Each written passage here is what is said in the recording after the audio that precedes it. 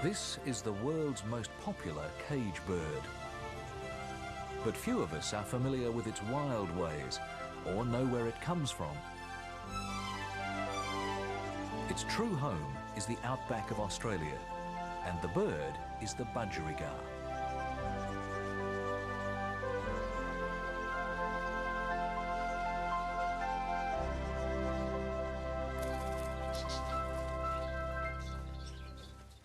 Birds have been kept as pets for thousands of years.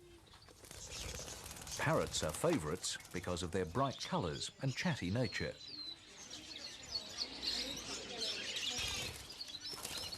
But of all the parrots, one of the smallest, the budgerigar, has adapted best to life in captivity. Its affectionate and charming nature has captured people's hearts. I think I might have that large one there with the blue tail. Oh.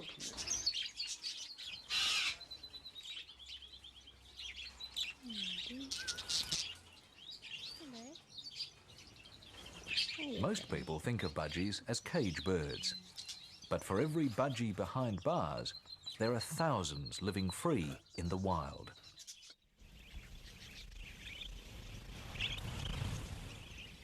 The Australian budgerigar is one of the world's most nomadic and social birds. They roam over most of the continent, including some of the hottest and driest deserts.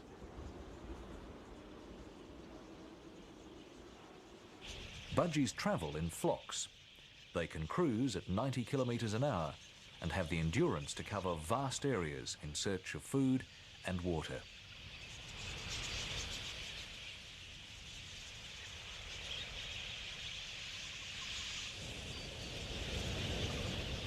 Budgies can survive weeks without water.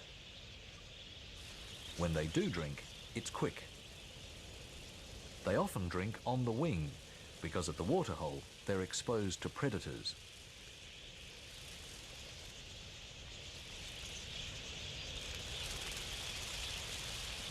They have the ability to suck water rapidly. In 2 to 3 seconds, they gulp and go. But not all birds are in such a hurry.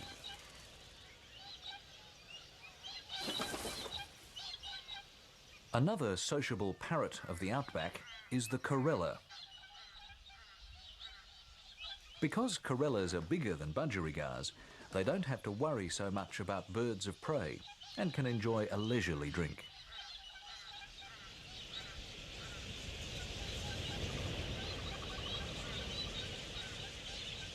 About a quarter of Australia's birds are nomadic, moving in response to the climate in a search for the best that the land can offer.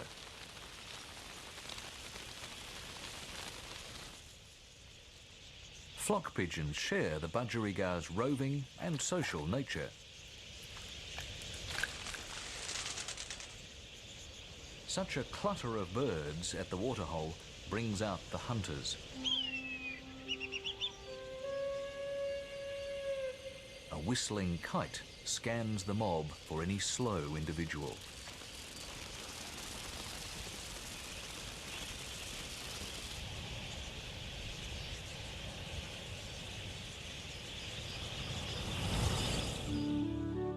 In the vastness of Australia, there will always be isolated patches where rain has fallen. In their endless search for these, budgerigars fly far and fast.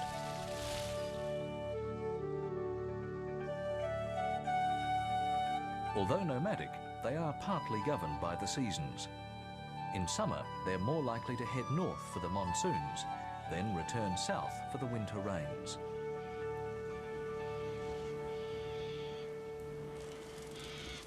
The climate of arid Australia is one of the most erratic on Earth. Years may pass with scarcely any rain at all.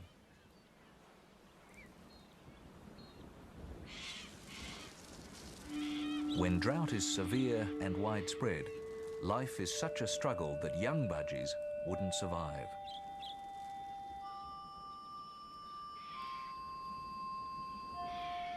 At times like these, budgerigars cease breeding to wait for the day the rains return.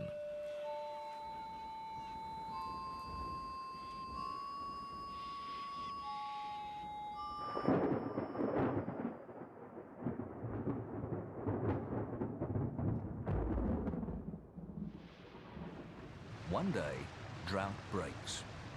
Creek beds that have been dry sand for years become raging rivers in minutes. For the budgies, it's an opportunity not to be missed. Though budgerigars live in the desert, they try to avoid its extremes. They follow creek beds to find Lake Gregory.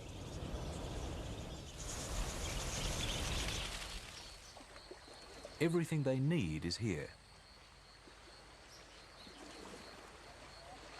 The water will last for a long time, and Spinifex grass seed will provide food for months to come. Budgies arrive in flock after flock.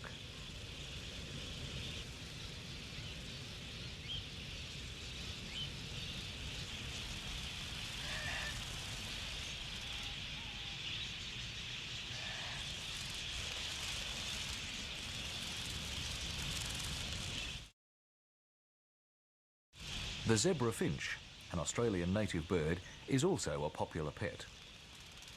Unlike budgerigars, they need water often and wet their whistles every hour or so. Zebra finches are one of the quickest birds in the world to breed after rain. Within hours of a good cloudburst, they start mating and nest building.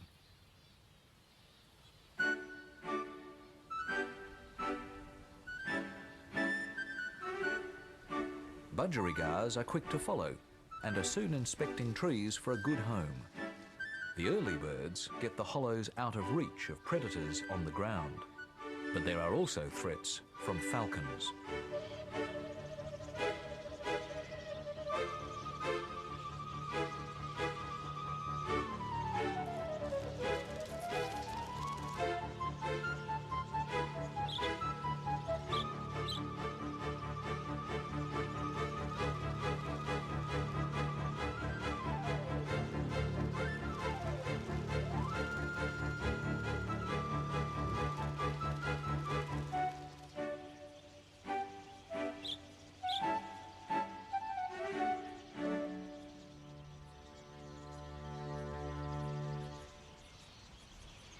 Budgerigar society is made up of loose colonies, and there are no arguments over territory. Most suitable trees are occupied by more than one couple. It's a competitive market for home seekers. Cockatiels are busy looking. So too are tree martins, who like budgie-size apartments. There's less competition from galahs and pink cockatoos, who prefer much larger homes.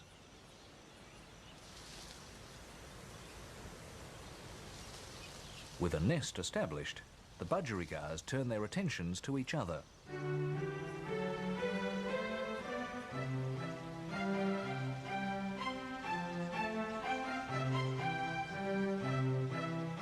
The male tries to impress his chosen partner by regurgitating food. This shows his potential as a provider for the family. Then, with head-bobbing foreplay, they begin to mate.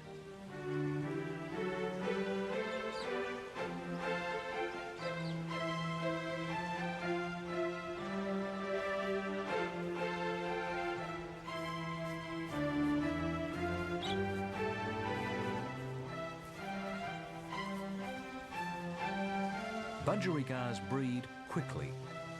In the wild, this is vital for the survival of the species, and in captivity, it makes them a favourite with bird breeders.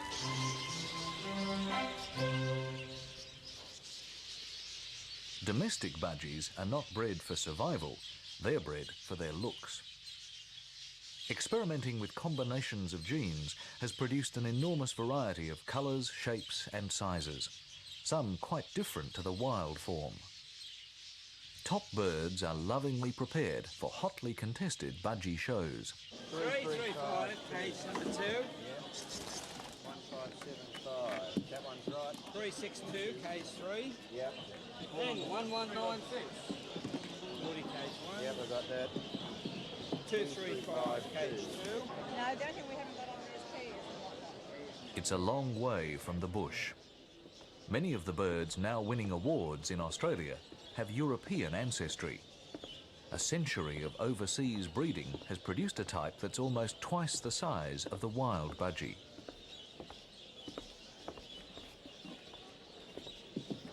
Australian breeders are now paying big money to import budgies back to their native land. What do judges look for in a show bird? Tidy colouring, fluffiness, large stature, arched back, long tail feathers, big head and correct deportment.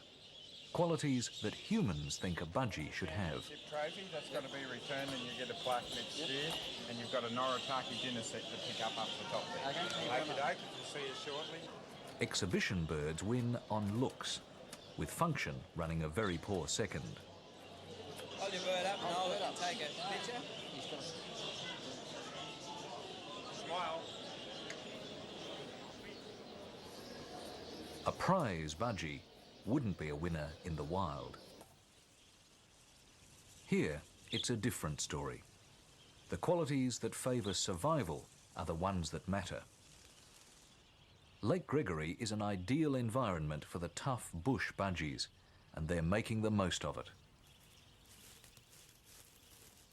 Females are now producing their first clutch of about 4 to 6 eggs.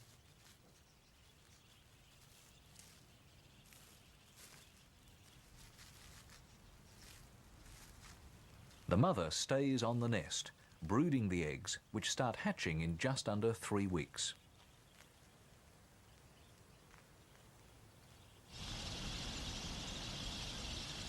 The male's role is to find food for the family. Their favourite is grass seed, which they gobble till their crops are full.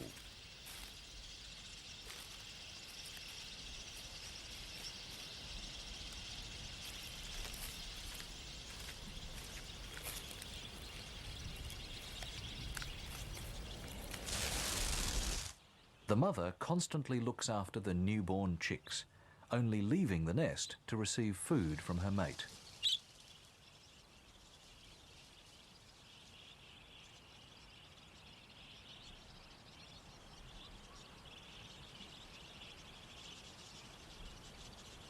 Some females rarely venture out, preferring to be fed in the safety of the hollow.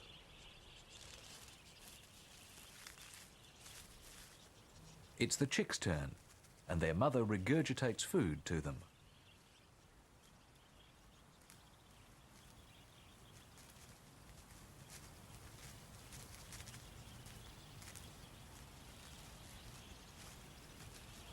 Budgerigars are now at their most vulnerable.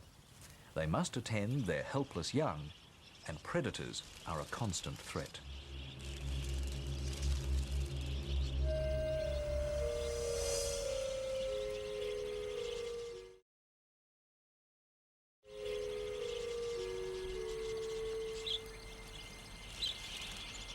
The best hollows are high in the trees, but they were the first to be occupied. Some birds had no choice but to nest near the ground. Woma pythons can easily find nests like these.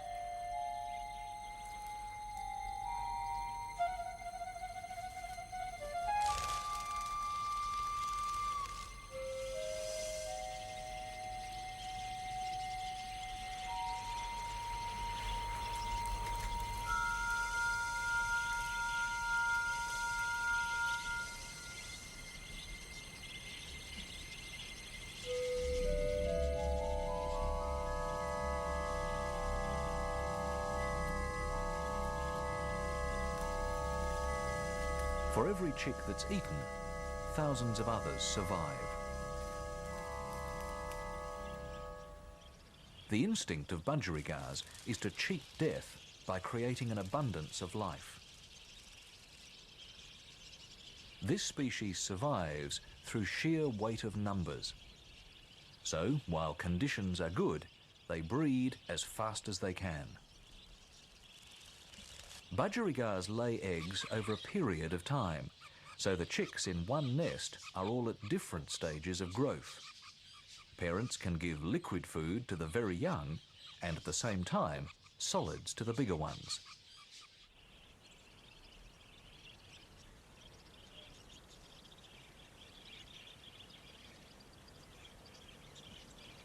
Older and bolder now, juveniles peer from their dark birthplace into a bright world beyond.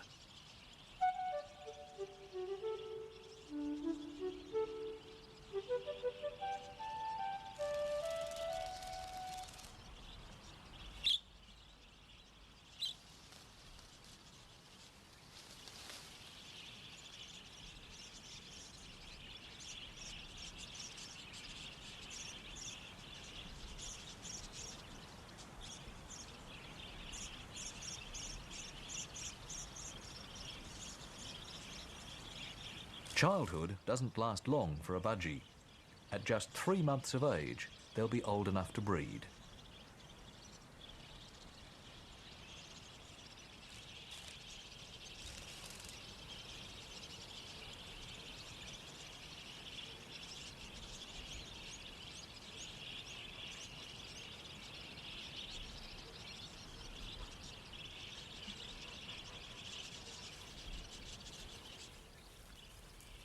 Parents soon become grandparents, but they still keep popping out eggs. The big day arrives for a young budgie. At about 4 weeks, chicks have grown tail and wing feathers and are technically ready to fly.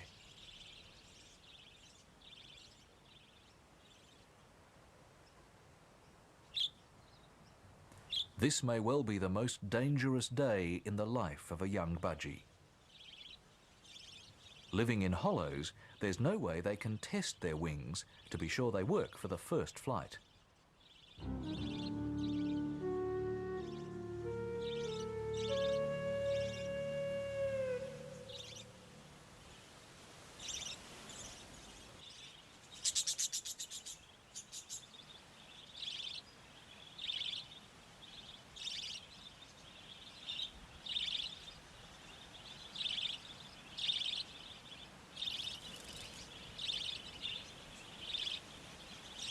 Parents call to their young, encouraging them to leave the nest. After one last feed, childhood comes to an end.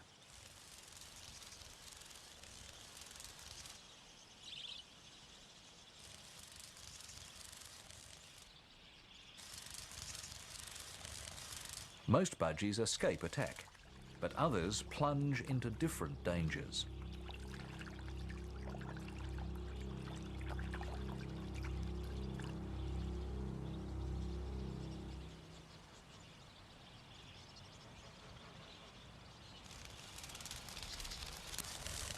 This youngster lives to fly again.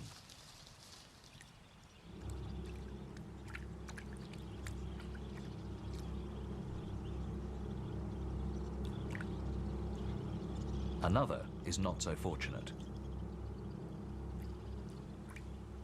Death by drowning is a sad irony for a bird of the desert.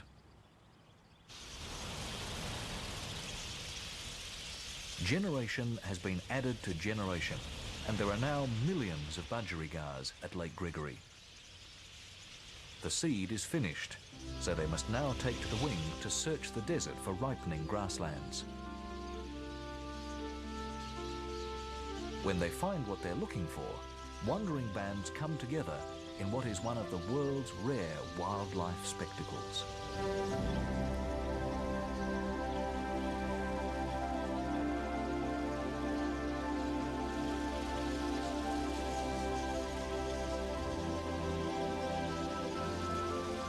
When budgerigars flock, they do so in mobs that could number hundreds of thousands, maybe 1 million birds.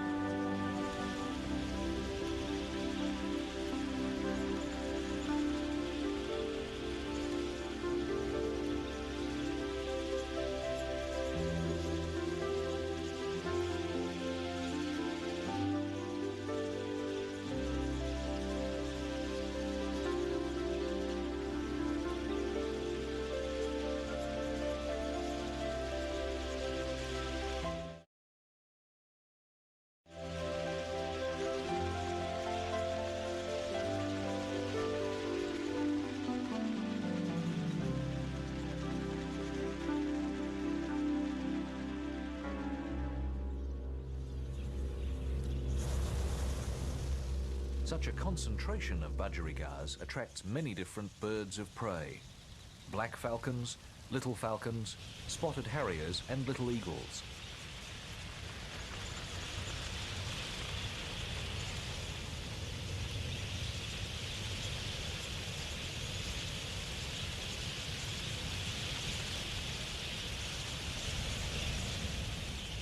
The flock is attacked from all directions. Eventually, a little falcon makes a kill.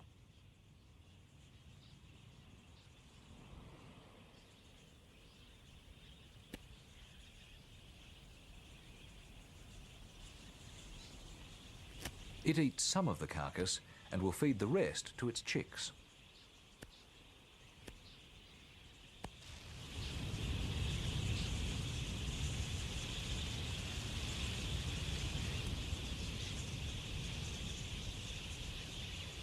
The strength of budgerigar society is the flock.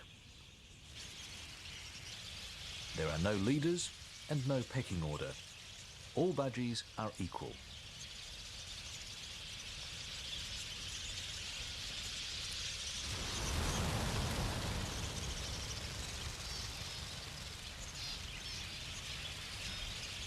When a flock is under attack, it may seem out of control, but there is purpose in this mid-air chaos.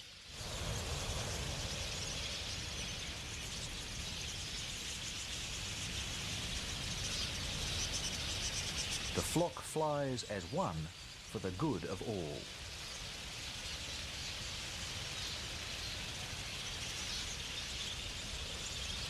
While on the ground, budgerigars are easy targets for hunting birds.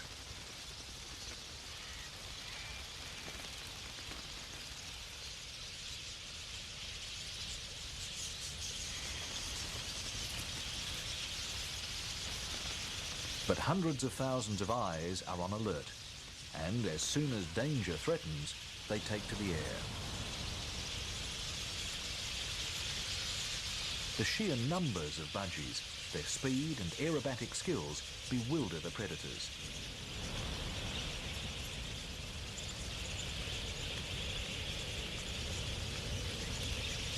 Zeroing in on one target amongst a million is not easy, and often they miss.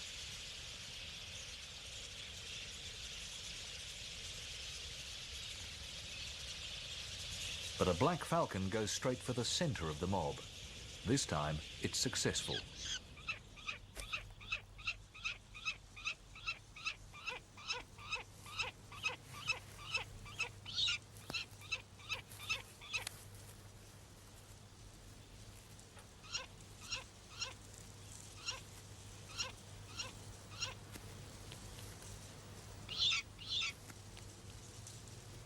Although predators take some budgerigars, they don't affect the population as a whole. The real threats are unpredictable extremes of climate.